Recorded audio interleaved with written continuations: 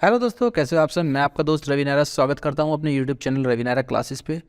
दोस्तों, last class में हमने पढ़ा था ट्रांसफर ऑफ मूवेबल एसेट्स, जहां पर मैंने आपको बताया था कि कंप्यूटर, मोटर कार और अदर मूवेबल एसेट्स पे किस किस रेट के ऊपर डेप्रिसिएशन लगते हैं। अगर अभी तक आपने वो वीडियो नहीं देखी है तो उसका लिंक मैंने डिस्क्रिप्शन में दे दिया है, वहाँ से जाके आप उसको देख सकते हो।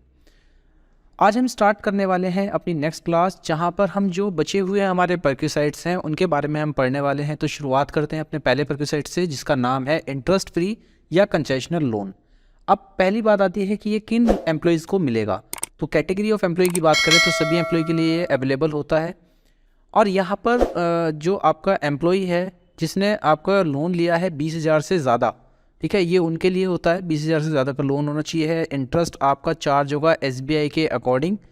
फर्स्ट डेट जो आपकी प्रीवियस ईयर का होगा, ठीक है, उससे ये आपका कैलकुलेट होगा। और जो भी मैक्सिमम आउटस्टैंडिंग मंथली बैलेंस बचेगा उसके हिसाब से आप अपने परक्यूसाइड्स को कैलकुलेट करते हुए चलेंगे।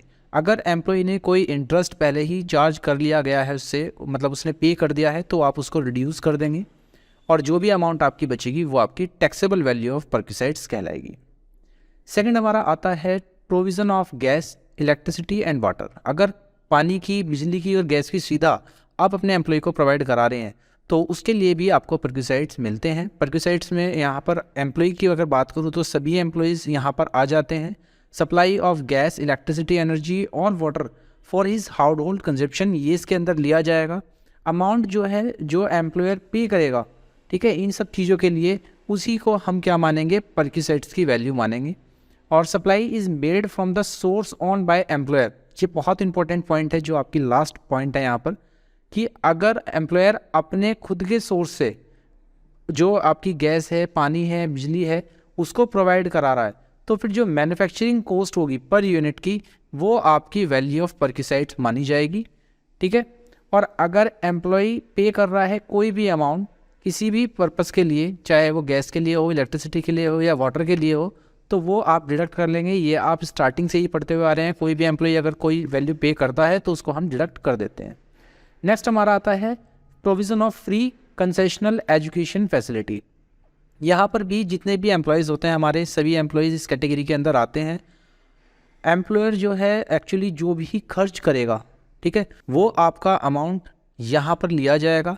बेसिकली 1,000 पर मंथ जो आपकी एजुकेशन फैसिलिटी है उसके लिए दिया जाता है। और यहाँ पर कोई भी बच्चों की लिमिट नहीं है।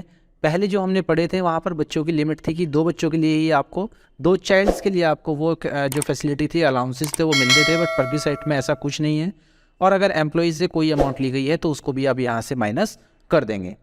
नेक्स्ट हमारा आता है क्रेडिट कार्ड एक्सपेंसेस। अगर एम्प्लॉय को आपने क्रेडिट कार्ड दिया हुआ है, ठीक है, तो ये उसके लिए होता है। अगर आप क्रेडिट कार्ड है तो ये भी सभी एम्प्लॉय के एप्लीकेबल है। मेंबरशिप फीस या एनुअल फीस जो एम्प्लॉयर इनकर्ड कर रहा है, ठीक है, उसने अपने एम्प्लॉय को कार्ड दिया गया है, तो वो जो वैल्यू होगी परक्यूसाइड की वो भी आपकी टैक्सेबल वैल्यू कहलाएगी। और अगर कोई भी अमाउंट एम्प्लॉय से ली जाती है तो वो यहाँ पर आपकी डिडक्ट कर दी जाएगी। नेक्स्ट हमारा आता है फ्री डोमेस्टिक सर्वेंट, जहाँ पर आपका sweeper, gardener, watchman, personal attendant, ये सभी लोग आते हैं। अगर ऐसा कोई सर्वेंट दिया गया है तो उसके लिए भी आपको परक्यूसाइड अलाउ होगा। इसमें कैटेगरी अगर हम बात करें तो सभी एम्प्लॉयज़ आ जाते हैं। इसकी छोटी सी कैलकुलेशन है वो आपको करनी पड़ेगी वैल्यू ऑफ परक्यूसाइड निकालने के लिए। सबसे पहले आपको कॉस्ट ऑफ एम्प्लॉयर लेना होगा, उसमें से माइनस कर देनी है वो अमाउंट जो एम्प्लॉय ऑलरेडी पे कर चुका है, ठीक है। ये आपको मैं पहले से बताता हुआ आ रहा हूँ कि एम्प्लॉय से अगर कोई भी अमाउंट ली जाती है तो उसको हम डिडक्ट कर देते हैं और आपकी वैल्यू ऑफ परक्यूसाइड आ जाएगी। नेक्स्ट हमारा आता है फ्री फूड। फ्री फूड में भी सभी एम्प्लॉयज़ के लिए जो आपका परक्यूसाइड है अलाउ होता है और 50 रुपये पर मील तक ये एग्जेम्प्ट होगा, उससे ऊपर आपका टैक्सेबल हो जाएगा। अगर एम्प्लॉय से कोई भी अमाउंट रिकवर करी गई है तो उसको हम डिडक्ट कर देंगे। अब यहाँ पर आता है एक इम्पॉर्टेंट पॉइंट कि अगर आपके एम्प्लॉयमेंट के दौरान आपको टी, स्नैक्स वगैरह प्रोवाइड कराए जाते हैं वर्किंग आवर्स के दौरान, तो वहाँ पर आपको कोई भी परक्यूसाइड नहीं मिलेगा, ये नील रहेगा यहाँ पर। और free food and non alcoholic beverage जो कि ड्यूरिंग द वर्किंग आवर्स मिलते हैं, जैसे कि आपको खाना वगैरह प्रोवाइड करा दिया जाता है, ठीक है, रिमोट एरियाज़ वगैरह के अंदर, तो वो भी आपका नील रहेगा। नेक्स्ट आता है हमारा value of any gift, vouchers और टोकन टू एम्प्लॉय। अगर आप किसी एम्प्लॉय को अपने गिफ्ट देना चाहते हैं तो आप दे सकते हैं। तो ये सभी एम्प्लॉयज़ के ऊपर लागू होता है, एप्लीकेबल होता है। वैल्यू ऑफ परक्यूसाइड्स में यहाँ पर 2 कैटेगरी आपकी बनेंगी। अगर 5,000 रुपये से कम का आप गिफ्ट देंगे तो वो एग्जाम्प्ट होगा, बट अगर आप 5,000 रुपये से ज़्यादा का गिफ्ट उसको देते हैं तो वो आपका टैक्सेबल हो जाएगा। अब यहाँ भी आपको एक चीज़ याद रखनी है कि अगर आपने गिफ्ट दिया कैश में या ऐसा कोई गिफ्ट जो कैश में कन्वर्ट हो जाए तो आपको कोई भी एग्जेम्पशन नहीं मिलेगी, वो सारा का सारा आपका टैक्सेबल हो जाएगा।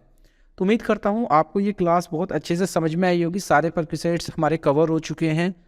लास्ट क्लासेस में मैं कुछ परक्यूसाइड्स करा चुका हूँ, जो बैलेंस परक्यूसाइड्स थे वो मैंने आज आपको कवर करवा दिए हैं। अगर अभी भी आपको कोई डाउट है तो आप नीचे कमेंट में मुझे बता सकते हैं, जितनी मुझसे हेल्प होगी मैं आपको हेल्प करूँगा। चलिए मिलता हूँ आपसे अगली क्लासेस में, तब तक के लिए thank you and bye bye.